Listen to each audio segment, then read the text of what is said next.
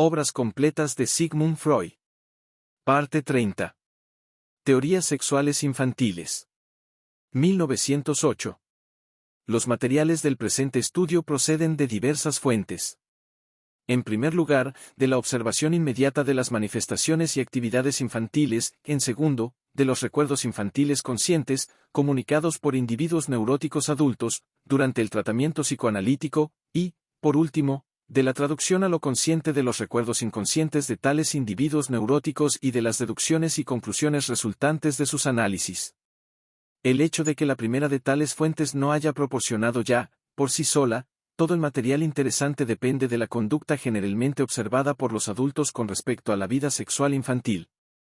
Pretendiendo que el niño no desarrolla actividad sexual alguna, se omite realizar una labor de observación en este sentido, y, por otro lado, se coartan apresuradamente todas aquellas manifestaciones infantiles que pudieran ser signos de tal actividad y, como tales, merecedoras de atención y estudio.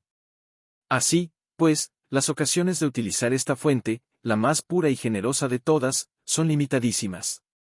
Con respecto al material precedente de las manifestaciones espontáneas de individuos adultos sobre sus recuerdos infantiles conscientes, podrá objetarse, a lo más, la posibilidad de una alteración de tales recuerdos al ser evocados en el análisis, pero, aparte de esto, habrá de tenerse en cuenta, al valorarlo, que los sujetos correspondientes han enfermado, ulteriormente, de neurosis.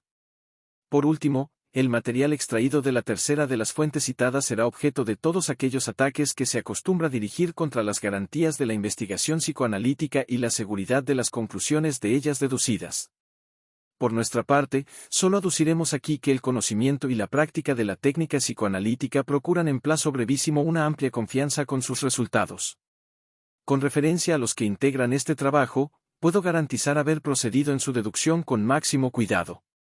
Otra cuestión harto difícil de decidir es la de hasta qué punto debe presuponerse en todo sujeto infantil, sin excepción alguna, lo que aquí nos proponemos exponer sobre los niños en general. El influjo de la educación y la distinta intensidad del instinto sexual han de dar, seguramente, origen a grandes oscilaciones individuales en la conducta sexual infantil, determinando, especialmente, la emergencia más o menos temprana del interés sexual.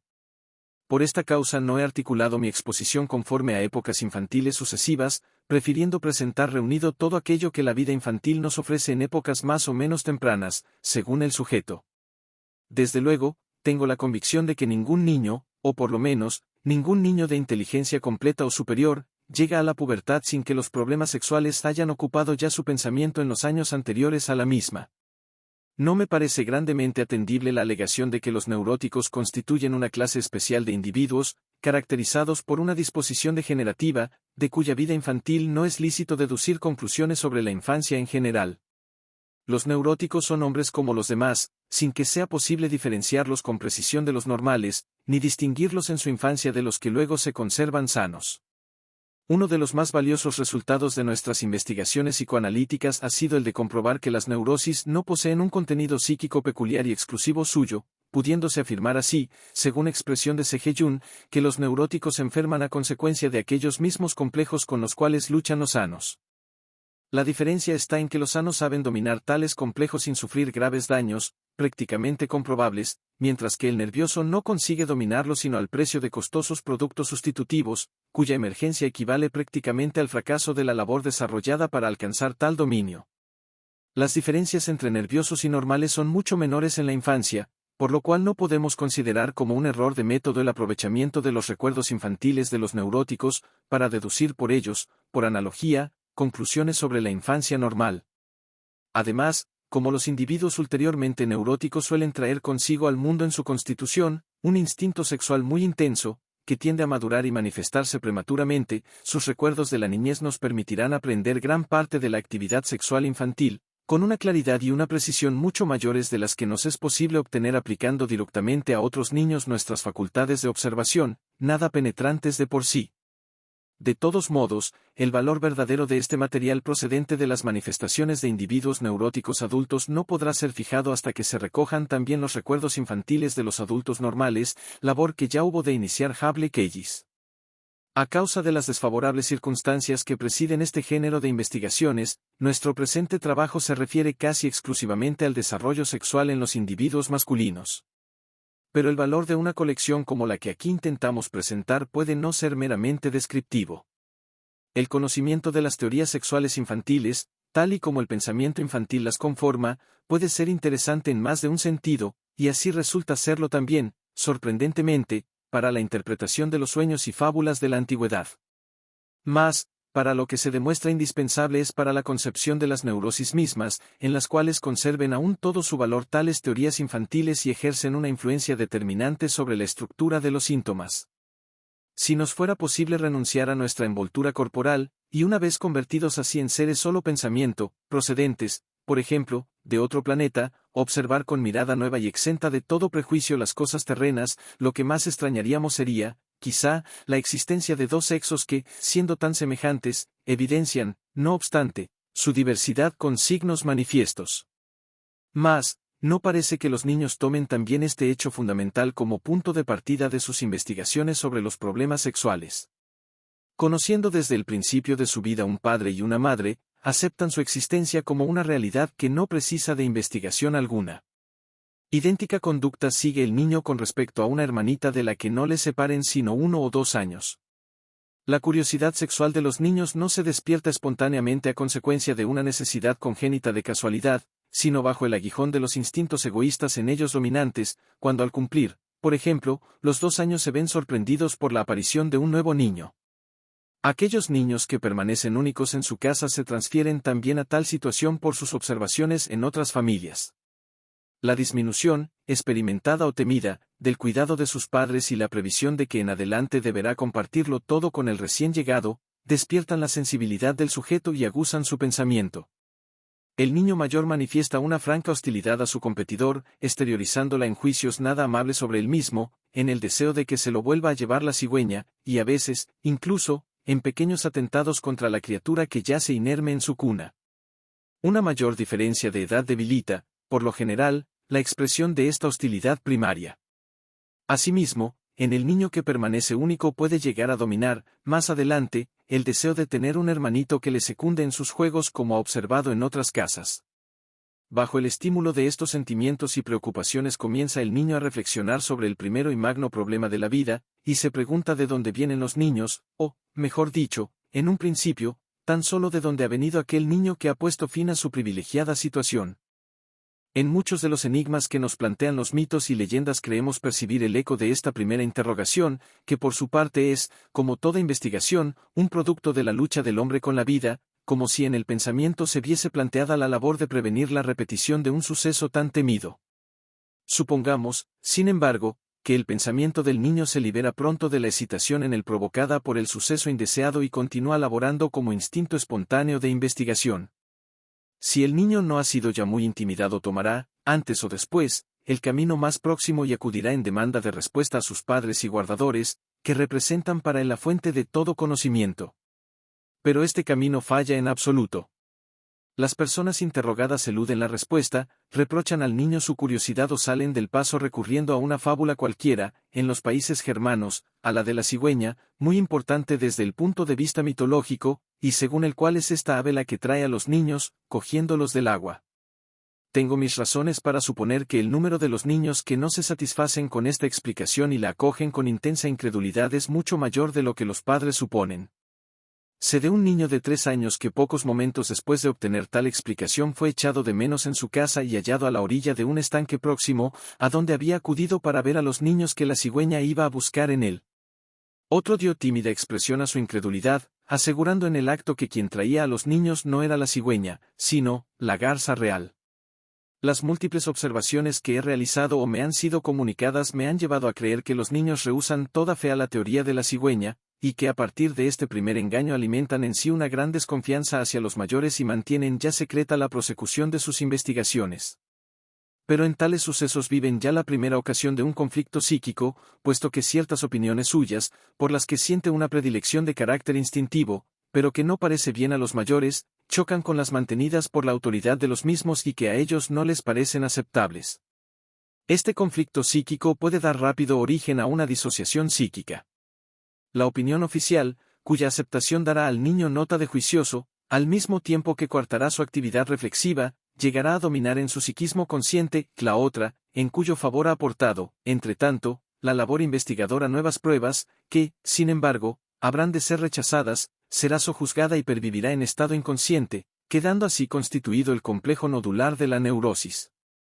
Con el análisis de un niño de 5 años llevado a cabo por su propio padre, que luego me autorizó a publicarlo, he aportado no hace mucho la prueba irrefutable de un descubrimiento hacia el cual me habían orientado ya mucho antes mis psicoanálisis de adultos. Sé ahora, fijamente, que las transformaciones provocadas en el aspecto de la madre por el embarazo no escapan a los ojos del niño, el cual no tarda luego en establecer la relación exacta entre un aumento de volumen de la madre y la aparición del nuevo infante. En el caso antes citado el niño tenía 3 años y medio cuando nació su hermanita, y 4 años y 9 meses cuando dejó ver, con transparentes alusiones, su exacto conocimiento de lo sucedido. Pero este temprano conocimiento es siempre mantenido secreto, y sucumbe más tarde a la represión y al olvido con todos los demás resultados de la investigación sexual infantil. Así, pues, la fábula de la cigüeña no pertenece al número de las teorías sexuales infantiles.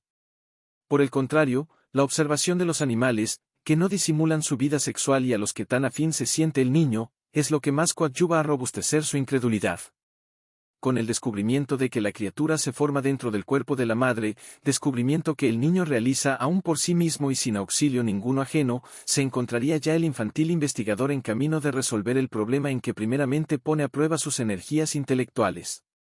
Pero llegado a este punto ve impedido el progreso ulterior de su labor investigadora por el desconocimiento de un dato insustituible y por teorías erróneas que le son inspiradas por el estado de su propia sexualidad. Estas falsas teorías sexuales, que ahora examinaremos, muestran un singularísimo carácter común. Aunque todas hierran de un modo grotesco, cada una de ellas contiene alguna parte de verdad, asemejándose en esto a aquellas teorías que calificamos de geniales, edificadas por los adultos como tentativas de resolver los problemas universales que desafían el pensamiento humano. La parte de verdad integrada en estas teorías sexuales infantiles se explica por su derivación de los componentes del instinto sexual, activos ya en el niño, pues tales hipótesis no son el fruto de un capricho psíquico ni de impresiones casuales, sino de una necesidad de la constitución psicosexual, siendo esta la razón de que podamos hablar de teorías sexuales infantiles típicas y hallemos en todos aquellos niños en cuya vida sexual no es posible penetrar las mismas opiniones erróneas. La primera de tales teorías se enlaza con el desconocimiento de las diferencias sexuales, indicando ya antes como característica infantil, que consiste en atribuir a toda persona, incluso a las de sexo femenino, órganos genitales masculinos como los que el niño conoce por su propio cuerpo. Precisamente en aquella constitución sexual que reconocemos como normales ya en la infancia el pene, la zona erógena directiva y el principal objeto sexual autoerótico, y el valor que el sujeto le concede se refleja lógicamente en una imposibilidad de representarse a una personalidad análoga a el yo sin un elemento tan esencial. Cuando el niño ve desnuda a una hermanita suya o a otra niña, sus manifestaciones demuestran que su prejuicio ha llegado a ser lo bastante enérgico para falsear la percepción de lo real.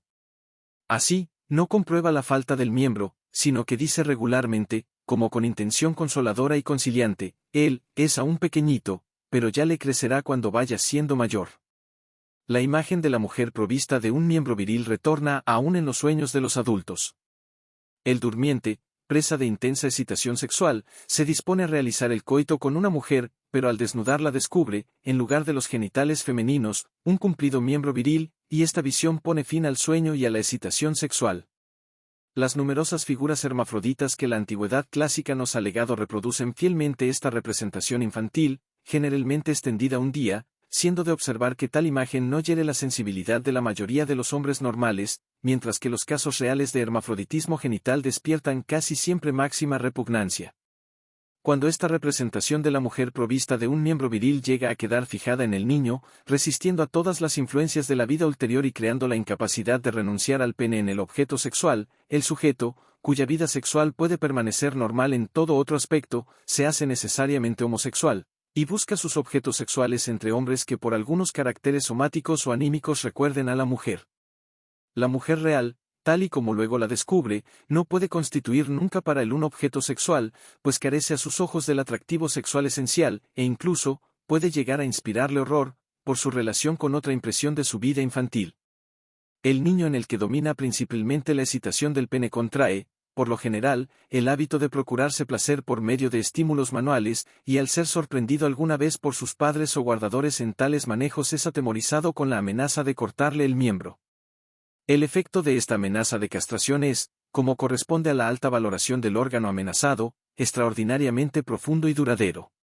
Las leyendas y los mitos testimonian de la excitación y el espanto que en la sensibilidad infantil se enlazan a este complejo de la castración, el cual solo muy a disgusto es recordado luego por la conciencia. La visión ulterior de los genitales femeninos, cuya forma interpreta como el resultado de una mutilación, recuerda al sujeto la amenaza anterior, despertando así aquellos, en el homosexual, espanto en lugar de placer. Esta reacción no es ya susceptible de modificación alguna cuando el homosexual llega al conocimiento científico de que la hipótesis infantil que atribuye a la mujer la posesión de un pene no es, en realidad, tan errónea. La anatomía ha reconocido en el clítoris femenino el órgano homólogo al pene, y la fisiología de los procesos sexuales ha añadido que este pene incipiente y no susceptible de mayor desarrollo se conduce en la infancia de la mujer como un verdadero pene y constituye la sede de estímulos que incitan a la sujeto a maniobras de carácter onanista, prestando su excitabilidad un marcado carácter masculino a la actividad sexual de la niña y haciéndose necesario, en los años de la pubertad, un avance de la represión destinado a desvanecer esta sexualidad masculina y dar nacimiento a la mujer. La persistencia de la excitabilidad clitoridiana disminuye la función sexual de la mujer, haciéndola anestésica para el coito. Inversamente, la represión antes indicada puede también resultar excesiva y quedar entonces parcialmente anulados sus efectos por la emergencia de productos sustitutivos histéricos. Todos estos hechos no contradicen, ciertamente, la teoría sexual infantil de que la mujer posee, como el hombre, un pene. No es difícil observar que la niña comparte la elevada valoración que su hermano concede a los genitales masculinos. Muestra por esta parte del cuerpo de los niños un vivo interés, en el que no tarda en transparentarse la envidia. Se siente desaventajada, intenta orinar en la misma postura que los niños y afirma que hubiese preferido ser un chico. No creemos necesario puntualizar qué falta habría de compensar la realización de tal deseo. Si el niño pudiera aprovechar para sus seducciones la indicación que supone la excitación experimentada en sus órganos genitales, se aproximaría considerablemente a la solución de su problema. El que el niño se forme dentro del cuerpo de la madre no es, desde luego, una explicación suficiente. ¿Cómo penetra en él? ¿Quién provoca su desarrollo? Es muy probable que el padre tenga algo que ver en ello, puesto que declara que el niño es suyo. Por otro lado, la excitación que el niño siente en sus órganos genitales siempre que maneja en su pensamiento estas cuestiones, le hace sospechar que el pene ha de tener alguna intervención en tales enigmáticos procesos. A esta excitación se enlazan, además, impulsos que el niño no acierta a explicarse, oscuros impulsos a un acto violento, a una penetración, romper algo o abrir un agujero en alguna parte. Pero cuando el niño parece hallarse así en el mejor camino para postular la existencia de la vagina y descubrir, en la penetración del pene paterno en el cuerpo de la madre, el acto por medio del cual nace la criatura en el seno materno, queda bruscamente interrumpida la investigación al tropezar con la teoría de que la madre posee también, como el padre, un pene. La existencia de la cavidad que acoge al pene permanece, pues, ignorada por el niño, y el fracaso de sus meditaciones le hace cesar en ellas y olvidarlas más tarde. Pero tales cavilaciones y dudas se constituyen en prototipo de todo proceso mental ulterior encaminado a la solución de problemas, y el primer fracaso ejerce ya, para siempre, una influencia paralizante. El desconocimiento de la vagina afirma también al niño la segunda de sus teorías sexuales. Si el niño se forma dentro del cuerpo de la madre, desprendiéndose luego de él, tal separación no puede tener efecto sino por un solo camino, esto es, por el conducto intestinal. El niño es expulsado como un excremento, en una deposición. Cuando en años infantiles ulteriores vuelve esta cuestión al pensamiento del niño o llega a ser objeto de una conversación con alguno de sus compañeros, surge, como nueva explicación, la de que los niños nacen a través del ombligo o de una abertura practicada en el vientre de la madre, para extraerlos, como a la caperucita roja, de la barriga del lobo. Estas teorías son expuestas en voz alta y recordadas luego conscientemente, pues no contienen ya nada repulsivo. En cambio, los mismos niños han olvidado por completo que en años anteriores creían en otra distinta teoría del nacimiento, a la que se opone ahora la represión de los componentes sexuales anales, sobrevenida en el intervalo. En aquellos primeros tiempos, la defecación era algo de lo que se podía hablar sin asco en la nursery. El niño no se hallaba aún tan lejos de sus tendencias constitucionales coprófilas y no era para él nada degradante haber venido al mundo como una masa fecal, no condenada aún por la repugnancia. La teoría de la cloaca, exacta en tantos animales, era la más natural y la única que el niño podía encontrar verosímil. Pensando consecuentemente, niega el niño a la mujer el doloroso privilegio de parir hijos. Si los niños son paridos por el ano, también el hombre puede parirlos. Así, pues, el niño puede fantasear que da a luz a un hijo, sin que por ello hayamos de imputarle tendencias femeninas. Tales fantasías no son sino un resto de actividad de su erotismo anal. Cuando la teoría de la cloaca perdura en la conciencia del niño en ulteriores años infantiles, cosa que sucede algunas veces, trae también consigo una solución del problema de la génesis de los niños, aunque ya no de carácter primitivo. Sucede entonces como en los cuentos. Se tiene un niño por haber comido una determinada cosa. Las enfermas mentales suelen luego reanimar esta teoría infantil. Así, una maníaca, al recibir la visita del médico, le conducirá ante un montón de excrementos que ha depositado en un rincón de su celda, y se lo mostrará diciendo, «Mire usted el niño que he tenido hoy». La tercera de las teorías sexuales infantiles típicas surge cuando los niños llegan a ser testigos casuales del comercio sexual de sus padres, aunque, naturalmente, no hayan conseguido más que una percepción muy incompleta del mismo. Pero cualquiera que haya sido el objeto de su percepción, la situación recíproca de los dos protagonistas, los ruidos o ciertos detalles accesorios, su interpretación del coito es siempre de carácter sádico, viendo en él algo que la parte más fuerte impone violentamente a la más débil y comparándolo, sobre todos los observadores masculinos, a una lucha cuerpo a cuerpo, como las que ellos sostienen con sus camaradas de juego, y que no dejan de integrar una cierta mezcla de excitación sexual.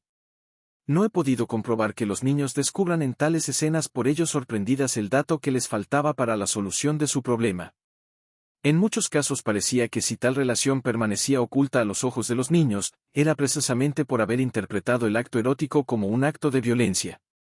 Pero esta interpretación parece a su vez, un retorno de aquel oscuro impulso a una acción cruel que se enlazaba con la excitación del pene en las primeras meditaciones del infantil sujeto sobre el problema del origen de los niños.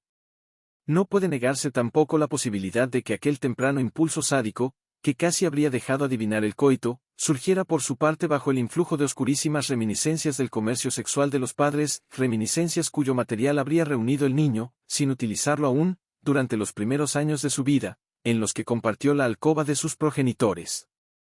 La teoría sádica del coito, que, al no ser relacionada con otras impresiones, induce al sujeto en error en lugar de aportarle una confirmación de sus hipótesis, es, a su vez, expresión de uno de los componentes sexuales congénitos, más o menos intenso en cada niño, y en consecuencia resulta parcialmente exacta, adivinando en parte la esencia del acto sexual y la lucha de los sexos que a él precede.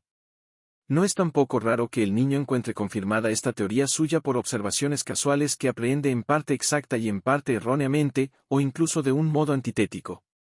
En muchos matrimonios se resiste realmente la mujer al abrazo conyugal, que no le proporciona placer alguno, y trae, en cambio, consigo el peligro de un nuevo embarazo.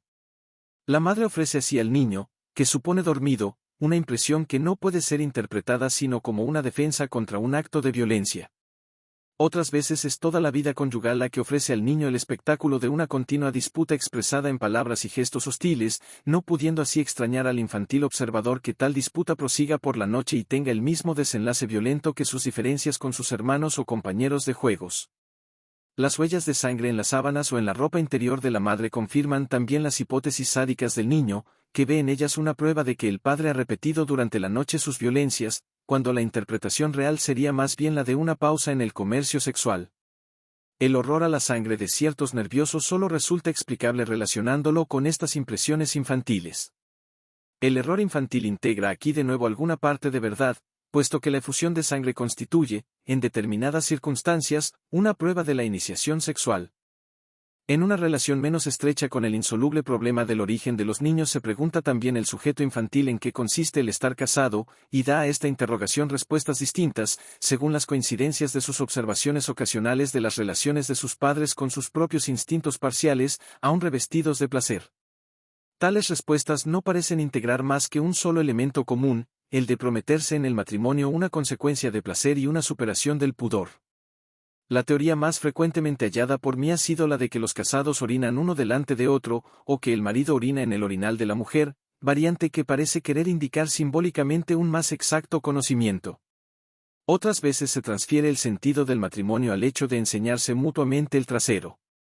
En un caso en el que la educación había conseguido retrasar más de lo corriente el conocimiento de lo sexual, la sujeto, una muchacha de 14 años, en la que ya se había iniciado la menstruación, concibió, bajo la sugerencia de sus lecturas, la idea de que el matrimonio consistía en que los cónyuges mezclaban su sangre, y como su hermana menor no menstruaba aún, intentó una agresión sexual contra una amiga que le comunicó hallarse menstruando a la sazón, queriendo obligarla a una tal mezcla de sangre.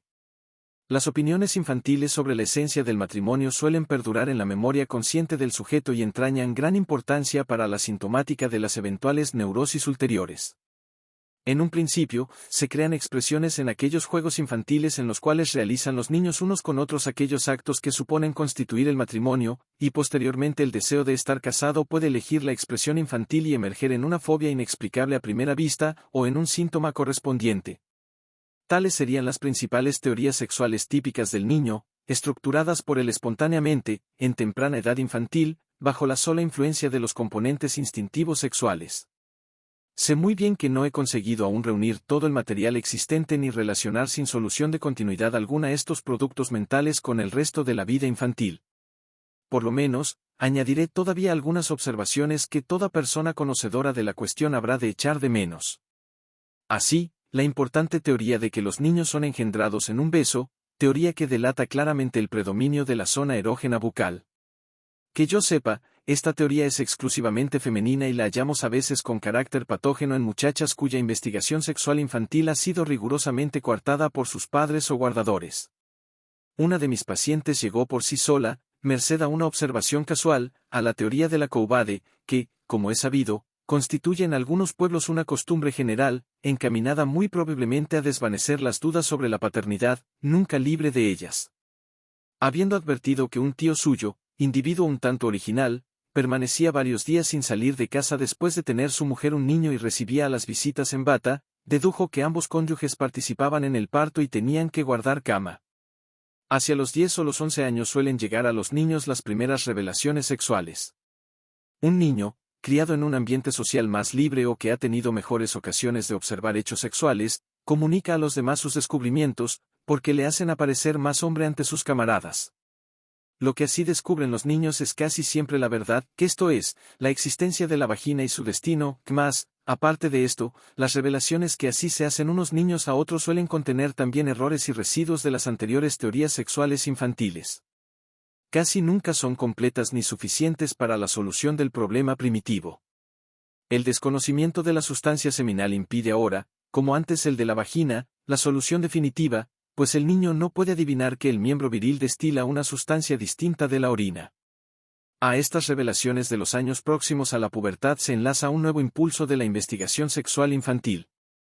Pero las teorías que ahora constituyen los niños carecen ya de aquel sello típico y primitivo que caracteriza a las tempranas teorías sexuales infantiles primarias, edificadas durante una época en la que los componentes sexuales podían emerger en ellas sin obstáculos ni modificación algunos. No me ha parecido que los esfuerzos mentales ulteriores merezcan ser recogidos, no pudiendo tampoco serles atribuida una importancia patógena.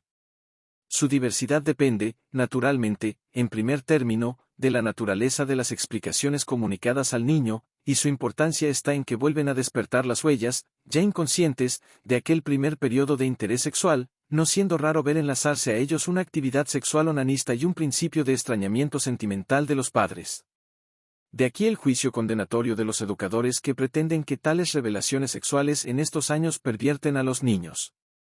Unos cuantos ejemplos nos mostrarán qué elementos integran estas ulteriores cavilaciones sexuales de los niños. Una niña confiesa haber oído decir a sus condiscípulas que el marido da a la mujer un huevo que ella empolla dentro de su cuerpo. Un niño, a quien también ha sido comunicada esta teoría, identifica el huevo con los testículos, y se rompe los cascos pensando cómo puede renovarse en cada caso el contenido del escroto. Las revelaciones infantiles son casi siempre insuficientes para prevenir dudas esenciales sobre el proceso de la vida sexual. Así, hay niñas que suponen que el acto sexual es realizado una sola vez y dura largo tiempo, hasta 24 horas, procediendo luego de esta única vez, sucesivamente, todos los hijos. Podría sospecharse que esta teoría había sido sugerida a tales niñas por un previo conocimiento de la reproducción de ciertos insectos. Pero esta hipótesis no se confirma jamás.